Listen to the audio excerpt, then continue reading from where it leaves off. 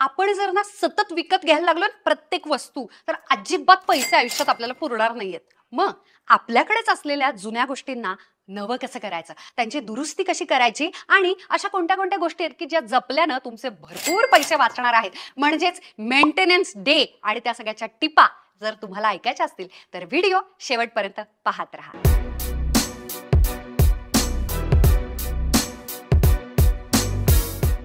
Number 1, भांड्यांची दुरुस्ती.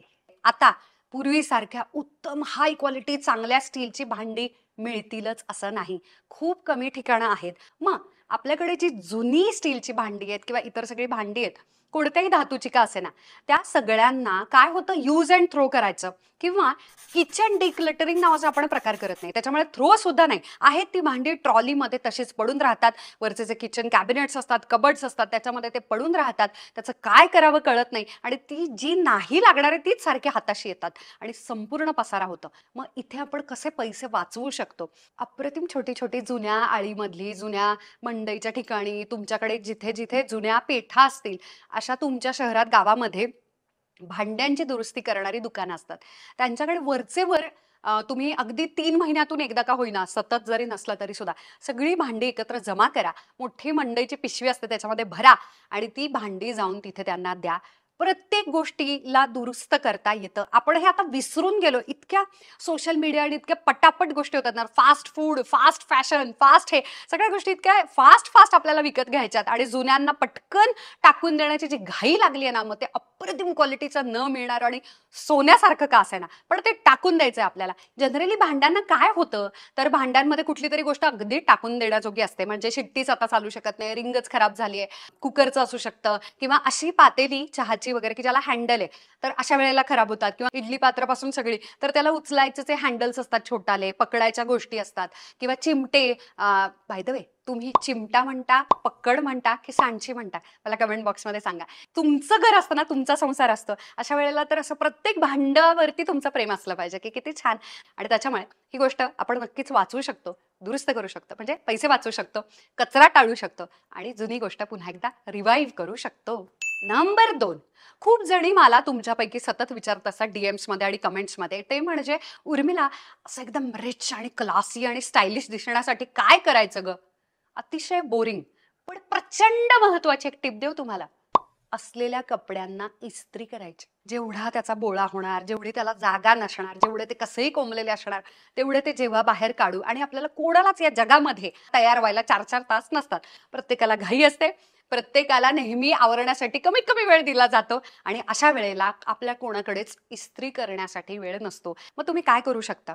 ज्या दिवशी तुम्हाला वेगळा असा मोकळा वेळ तुम्ही काढणार आहात किंवा दिवस काढणार आहात, आमच्या इमेज कन्सल्टन्सीमध्ये तर या दिवसाला सुद्धा नाव आहे माहितीये, वॉर्डरोब इव्हॅल्युएशन असं केलं जातं आणि ती प्रक्रिया आहे प्रॉपर. आणि त्या दिवशी तुमचं कपाट आणि तुम्ही कोणत्या गोष्टी तुम्हाला रिपेअर करायच्या आहेत, म्हणजे ऑल्टर करायचंय, दुरुस्त करायचंय, चेन बदलायची आहे, काय डाय करायचंय, रंग बदलायचंय, आखूड करायचं, लांब करायचं, जे काही असेल ते दुरुस्त करायचंय.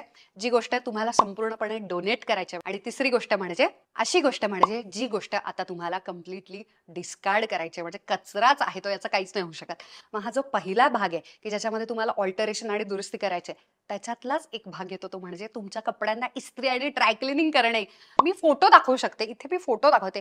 इतकी चुरगळलेली, इतकी ती सुंदर साडी आहे, पण ती एवढी चुरगळलेली, त्याच्यात ती रेडीमेड शिवलेली नऊवारी होती. ती प्रॉपर प्रोफेशनल इस्त्रीवाले जे काका असतात त्यांच्याकडे द्यायची, त्यांनाही 4 पैसे कमवायला मिळतात आणि ते लांबच्या लांब जी विचित्र आपली नऊवारी असते त्याला पण सुंदर इस्त्री करून देतात. आणि मग ती मी ती शूटिंगला वापरायची होती, पाहिजे होती म्हणजे, पण तसं झालं नाही, खूप गडबड होती आणि ते इतका बोंगा आणि घाणेरडी दिसत होती ती. आणि लगेचच तुमचा कॉन्फिडन्स कमी होतो. पण ते तुमच्या आवडीचा स्वच्छ धुतलेला छान इस्त्री केलेला जर आउटफिट असेल, तुमचा लगेचच कॉन्फिडन्स वाढतो. बाय द वे, कॉन्फिडन्सवरून आठवलं, अगदी आतूनच म्हणजे आपल्या विचारांमध्येच कसे बदल करायचे, आपली मानसिकता कशी बदलायची की ज्याच्यामुळे आपला कॉन्फिडन्स 100% वाढेल आणि असा वाढेल की तो शाश्वत टिकेल.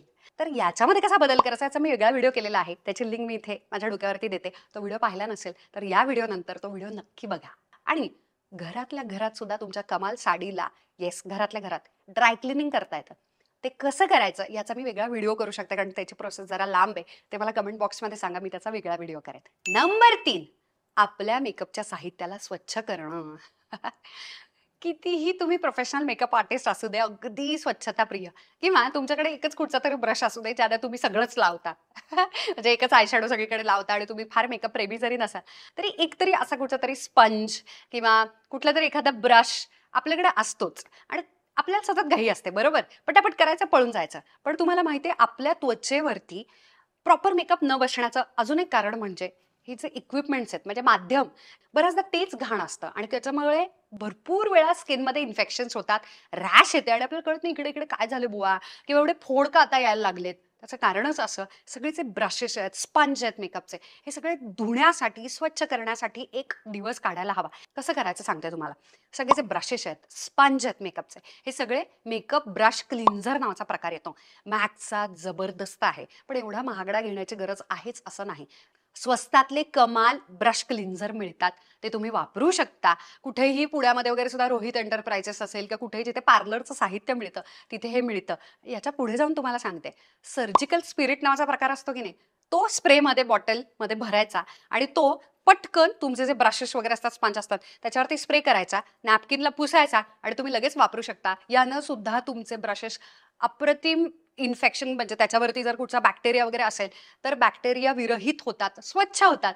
पैशांना पण स्वस्त असतं, सगळे ब्रशेस छान राहतात आणि तुम्हाला फोड येत नाहीत आणि सगळे मेकअपचे प्रॉडक्ट्स अप्रतिम पटापट लावले जातात. छान मेकअप व्हायला लागतो आणि तुमची त्वचा चांगली राहते. नंबर 4, अतिशय दुर्लक्षित पण प्रचंड लागणारी गोष्ट स्त्रियांसाठीची, ती म्हणजे पर्स. पर्सकडे जे दुर्लक्ष आपलं होतं, तर पर्ससाठी ना असा एक छान तासभर काढायचा, ती अशी मस्त स्वच्छ करायची. तर ती कशी करायची सांगते. 2-3 गोष्टी. एक म्हणजे पर्स खराब होण्याचं मुख्य कारण म्हणजे नंतर लागेल, ही जी संकल्पना आहे. टाकायचं, टाकायचं, टाकायचं. कारण आपल्याला असं वाटतं सगळं लागणार आहे मला, हे नंतर लागणार आहे मला, म्हणून असंख्य टिश्यू पेपर्स, रॅपर्स वगैरे असतात. ऑफकोर्स कारण आपल्याला बाहेर कचरा करायचा नसतो. त्यामुळे आपल्याला असं वाटतं घरी जाऊन आपण कचरा पेटीत टाकू, त्यामुळे आपण ते पर्समध्ये टाकून देतो आणि नंतर पूर्णपणे विसरून जातो की याच्यातल्या खूप साऱ्या गोष्टी ज्या कचरा आहेत, त्या पुन्हा एकदा कचरा पेटीत घरातल्या गेलेल्या नाहीत. म्हणूनच सगळ्यात महत्त्वाची गोष्ट, ज्या अनावश्यक गोष्टी डायरेक्ट उलटी करायची. सगळ्यात महत्त्वाचं म्हणजे सगळं सामान पडतं. आता त्या रिकाम्या पर्सला तुम्ही मस्त स्वच्छ करू शकता. बाय द वे, याचा पण वेगळा व्हिडिओ होईल. एवढी सगळी ती छान प्रोसिजर आहे की त्याला स्वच्छ कसं करायचं, लेदर असेल तर काय करायचं, मी नक्की याचा वेगळा व्हिडिओ करेन. पण मी आता अगदी थोडक्यात सांगायचं झालं तर, आतून बाहेरून पर्स पूर्ण स्वच्छ जेव्हा असते, तेव्हा जर तुम्ही कुठचा मेकअपचा स्पंज वगैरे असेल, छोटासा कंगवा वगैरे असेल, तर तो ना लवकर खराब होत नाही, कारण तुमची आतून पण पर्स एकदम स्वच्छ असते. आता ज्या वस्तू आहेत त्यांच्यामध्ये सुद्धा पटापट वर्गीकरण करायला सुरुवात करायची. एक म्हणजे कोणत्या कोणत्या गोष्टी आपल्याला 100% टाकून द्यायच्यात, अनावश्यक गोष्टी त्या टाकून द्यायच्या. आता आवश्यक गोष्टी जशाच्या तशा पुन्हा एकदा पर्समध्ये टाकल्या, होतं काय, पुन्हा सेम होतं, आतल्यात पसारा. मग तुम्हाला जर आठवत असेल, स्वच्छ पर्स किंवा नीटनेटकी पर्स म्हणजे काय, ज्या गोष्टींना त्याचे त्याचे ठराविक ठरलेले कप्पे असणं म्हणजे स्वच्छ पर्स. आता तुमच्या पर्समध्ये जर खूप सारे मोठमोठाले कंपार्टमेंट्स नसतील तर काय करायचं, छोटे छोटे पाउचेस विकत घ्यायचे. तुम्हाला माहिती आहे ना, आपल्याला पैसे लागतात, चिल्लर असते, क्रेडिट कार्ड, डेबिट कार्ड वगैरे असतं, तर पैशांचं म्हणून एक स्वतःचं वॉलेट. त्याच्यानंतर तुम्हाला जर माझ्यासारखा अगदी हलका फुलका थोडा तरी मेकअप कॅरी करण्याची सवय असेल, तर छोटासा मेकअपचा पाऊच, रिफ्रेशमेंट वगैरे साठीचा पाऊच असा तुम्ही कॅरी करू शकता. जर तुम्हाला मधुरातून भूक लागत असेल तर खाण्याचा मात्र वेगळा डबा किंवा छोटासा पाऊच. अशा पद्धतीनं प्रत्येक गोष्टीचा वेगळा पाऊच किंवा वेगळं कंपार्टमेंट, वेगळे कप्पे असतील, तेव्हा पर्स उत्तम राहते आणि तुम्हाला प्रत्येक गोष्ट पटकन सापडते. नंबर 5, आणि अशा कुठच्या गोष्टी आहेत ज्या आपल्याला खूप आवडतात, सौंदर्यामध्ये आपल्या त्या भर पण टाकतात, पण आपण त्यांच्याकडे बघतच नाही आणि सतत नवीन विकत घेत असतो आणि पैसे घालवत असतो. ते म्हणजे सगळे हेअर केअर प्रॉडक्ट्स. हे जे दिसतंय, हे बघा, मी तुम्हाला सांगते व्हिडिओ करायला, पण याच्यामधले केस तुम्हाला दिसतायत की नाही माहित नाही. हे असे सतत एका कंगव्यानंतर सुद्धा आपल्या कंगव्यामध्ये केस अडकायला सुरुवात होते. त्याच्यानंतर तुम्हाला तुमच्याकडे जर हेअर एक्सटेन्शन्स असतील, छोटे छोटे आंबाडे असतील, रबर असतील, हेअर रबर, यांच्याकडे कधीच बघितलं जात नाही आणि फक्त गोष्टी विकत घेतल्या जातात. यासाठी कंगवा सुद्धा साफ करण्यासाठीच्या वेगवेगळ्या वस्तू बाजारात आता मिळतात. हे जर असं तारेसारखा छोटंसं जे हात कम वस्तू टोचतंय तर हे जे आहे, यानं सगळे कंगव्यामधले केस अडकलेले बरोबर निघतात. तर हे Amazonवरती मिळतं. तर अशा पद्धतीनं एक जो दिवस आहे तेव्हा तुम्ही काय करायचं, तर डिसइन्फेक्टंट स्प्रे मिळतो, जो आता आपल्या लॉकडाऊनच्या काळामध्ये आपण सगळे वापरत होतो. डेटॉल वगैरे कोणत्याही केमिस्ट शॉपमध्ये वगैरे मिळेल, मेडिकल स्टोअरमध्ये मिळेल. तो स्प्रे घेऊन सगळ्या मुळात गोष्टींना, जे आपले हेअर केअर प्रॉडक्ट्स असतात, केसांचे ॲक्सेसरीज वगैरे, त्यांना सगळ्यांना लावायचं. ज्या गोष्टी कापडी असतील, स्पंजसारख्या वगैरे, म्हणजे केसांचा रबर वगैरे, कापडी असतील त्या चक्क छान छोट्या बादलीमध्ये किंवा मगामध्ये अंघोळीच्या धुवायला टाकायच्या आणि त्याच्यामध्ये आपले जे कपड्यांचा साबण असतो किंवा शॅम्पू असतो आणि माईल छान त्यानं ते मस्त स्वच्छ धुवून टाकायचं आणि त्यानं ते चकाचक होतात आणि सतत नवीन विकत घेतले जात नाहीत ते हेअर एक्सटेन्शन्स जे आपण भयानक महागाचे विकत घेतलेले असतात. चांगल्या ओरिजिनल हेअरचे हेअर एक्सटेन्शन्स जर वापरत असाल तर ते सुद्धा अतिशय महाग असतात. त्याच्यामुळे एकदा घेतल्यानंतर त्याला शॅम्पू कंडिशनर करणं, त्याच्यानंतर त्याला जर थोडंसं तुम्हाला लिव्ह इन कंडिशनर वगैरे जरी लावायचं असलं तेही तुम्ही लावू शकता आणि छान त्यांना विंचरून ठेवून देऊ शकता. त्यांना त्याची क्वालिटी पण उत्तम राहते, सगळे केस पण छान राहतात, त्यानं आपले केस गळत नाहीत आणि आपल्याला इन्फेक्शन्स वेगळे होत नाहीत आणि पुन्हा एकदा नव्यानं खर्च पण करावा लागत नाही, नवीन गोष्टी विकत घ्याव्या लागत नाहीत. नंबर 6, दागिने, स्पेशली खोटे दागिने. कारण की खऱ्या दागिन्यांना आपण जामच स्वच्छ ठेवत असतो किंवा ते अगदी लॉकरमध्येच असतात, बँकेतच असतात. अदरवाईज खोटे मात्र आपल्या रोजच्या आयुष्यामध्ये पुन्हा पुन्हा येत असतात आणि तुम्ही माझ्यासारखे थोडेसे ज्वेलरी शौकीन असाल तर तुमच्याकडे तर भरपूर दागिने असतील. आता तुमचे दागिने चक्क खोटे असतील म्हणजे जर्मन मेटलचे, साध्या व्हाईट मेटलचे वगैरे खोटे दागिने असतील तर त्याला तुम्हाला वेगळं काहीही करावं लागत नाही. तुम्ही साध्या टिश्यू पेपरनं सुद्धा त्याला स्वच्छ करू शकता.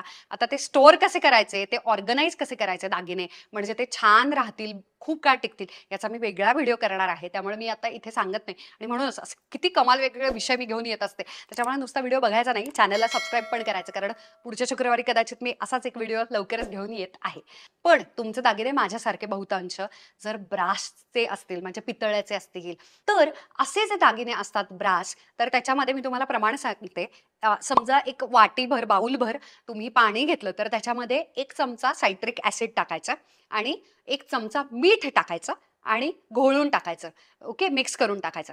आता त्याच्यामध्ये तुमची जी पितळ्याची काळपट झालेली ज्वेलरी असेल, तांब्याची काळपट झालेली थोडेसे काय सेट असेल तर तो चक्क त्याच्यामध्ये फक्त बुडवायचा. यानं काय होतं, दागिने एकदम स्वच्छ होतात, कानातलं गळ्यातलं वगैरे आणि चकाचक दिसायला लागतात. जसे सायट्रिक ऍसिड आणि मीठ पाण्यामध्ये मिसळून या फॉर्म्युलामध्ये तुम्ही तुमचे तांब्या पितळ्याचे दागिने, कानातलं गळ्यातलं वगैरे सुद्धा स्वच्छ करू शकता, बांगड्या. अगदी त्याच पद्धतीनं तुम्ही तुमची भांडी सुद्धा या पाण्यामध्ये अगदी लख्ख करू शकता आणि तुमचे हातही पुन्हा एकदा काळे होत नाहीत.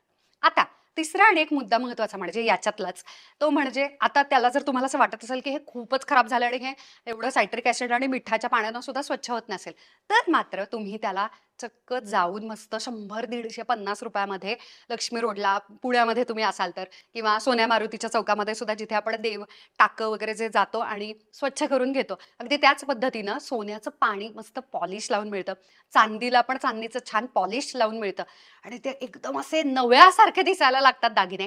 आणि ज्या दिवशी तुम्हाला असा जो मेंटेनन्स डे ना त्या दिवशी असं सतत सतत नवीन विकत घेणं, शॉपिंग करत राहण्यापेक्षा तुमच्या जुन्या दागिन्यांना तुम्ही असं आधी स्वच्छ करून नंतर पॉलिश करून घेऊ शकता. Number 7, shoes, पायताणं.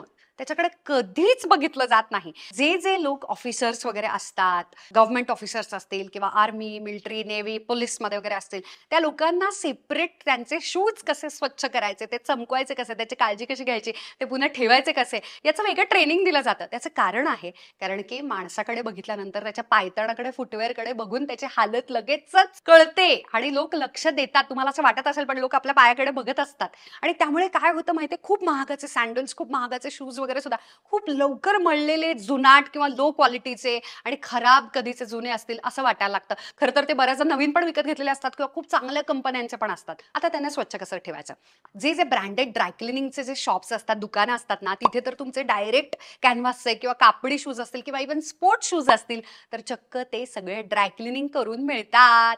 त्याच्यामुळे त्याचे पैसे बघायचे नाहीत, ते अतिशय म्हणजे अगदी नवा करकरीत शूज आपल्या घरी आलाय की काय असं वाटावं इतकं ते स्वच्छ करून देतात. दुसरी गोष्ट आली फॉक्स लेदर म्हणजे फेक लेदर किंवा प्युअर लेदरची. तर त्यांना चमकवण्यासाठी जे जे आपल्याकडे चपला आणि पायताणं दुरुस्त करण्यासाठी जे बसलेले असतात रस्त्यावरती, चमकवण्यासाठी पॉलिश करणारे वगैरे जे असतात, अशा दुकानांमध्ये तुम्ही जर नेलत ना तर त्यांना बरोबर माहिती असतं की लेदरला स्वच्छ कसं करायचं, पॉलिश कसं करायचं. इवन काही खूप अप्रतिम प्रॉडक्ट सुद्धा आहेत ज्याचा मी इथे फोटो पण दाखवते आणि लिंक पण देते, ज्याने तुम्ही घरच्या घरी तुमचे लेदरचे जसे पर्स स्वच्छ करतात अगदी त्याच पद्धतीने तुमचे लेदरचे शूज आणि सँडल सुद्धा स्वच्छ करू शकता. तुम्ही माझा व्हिडिओ शेवटपर्यंत पाहत असता त्याच्यामुळे अतिशय महत्त्वाची टिप मी सगळ्यात शेवटी ठेवलेली आहे आणि ती म्हणजे सिलिका जेल पाउचेस. तुम्ही बघितलंय कधी पण तुमचं मॉइश्चर ॲब्झॉर्ब करण्यासाठी नवीन करकरीत पर्स, नवीन करकरीत शूज तुम्ही विकत घेता, तेव्हा त्या बॉक्समध्ये किंवा पर्सच्या आत सुद्धा बॅगा वगैरे सगळ्या महत्त्वाच्या गोष्टी, इव्हन ज्वेलरी सेट सुद्धा तुम्ही विकत घेता. त्याच्या आत सुद्धा छोटे-छोटे सिलिका जेलचे पाउचेस असतात. बाय द वे ते विकत सुद्धा मिळतात. कोणत्याही केमिस्टच्या शॉपमध्ये वगैरे इकडे-तिकडे जरा चौकशी करा, ऑनलाईन सुद्धा मिळेल. तर हे जे पाउचेस आहेत ते काय करतात, ते मॉइश्चर ॲब्झॉर्ब करतात. त्याच्यामुळे तुमचं दागिन्यांचा जर सेट असेल त्याच्यामध्ये टाकून द्यायचं. तुमचे शूज असतील, स्पेशली उन्हाळ्याच्या दिवसामध्ये सँडल शूज असतील बंद स्पेशली, त्याच्यामध्ये ते सिलिका जेलचे पाउचेस टाकून द्यायचे. ज्याच्यामुळे ते काय करतं, सगळा जो दमटपणा आहे, ओलावा आहे, तो सगळा शोषून घेतात. त्या पाउचेसमध्ये तो साठला जातो, शोषला जातो आणि तुमचे जे कपडे असतात किंवा ॲक्चुअल धातू दागिने असतात किंवा शूज असतात ते मात्र कोरडे छान राहतात आणि त्याच्यामुळे कमीत कमी मॉइश्चर, दमटपणा, घाम न राहिल्यामुळे कमीत कमी त्याला वास येतो आणि ते जास्तीत जास्त कोरडे आणि स्वच्छ राहतात. आजचा हा आपला दिवस होता तो आपल्याकडेच ऑलरेडी असलेल्या जुन्या गोष्टींना, वस्तूंना जपण्यासाठीचा, त्यांची दखल घेण्यासाठीचा, त्यांच्यावरती प्रेम करण्यासाठीचा एक असा छान मेंटेनन्स डे, दुरुस्ती दिवस होता आणि त्या सगळ्याच्या छान छान टिपा तुम्ही माझ्याबरोबर ऐकल्यात शेवटपर्यंत. त्यासाठी खूप खूप थँक्यू. पण जाण्याच्या आधी मला तुमच्यावर शेअर करायचं आहे की अशा आणि कोणत्या गोष्टी आहेत की ज्या डोळ्यांना दिसत नाहीत कारण त्या वस्तू नाही आहेत, पण त्याची पण दखल घेणं, त्या दुरुस्त करणं वेळोवेळी आणि त्या जपणं गरजेचं आहे. कारण त्या तुटणं परवडणारं नसतं. याच्यावरचा वेगळा व्हिडिओ घेऊन मी लवकरच येईन. तेही मला कमेंटमध्ये सांगा की येऊ की नको मेंटेनन्स डे पार्ट 2 घेऊन. तोपर्यंत आय लव्ह यू.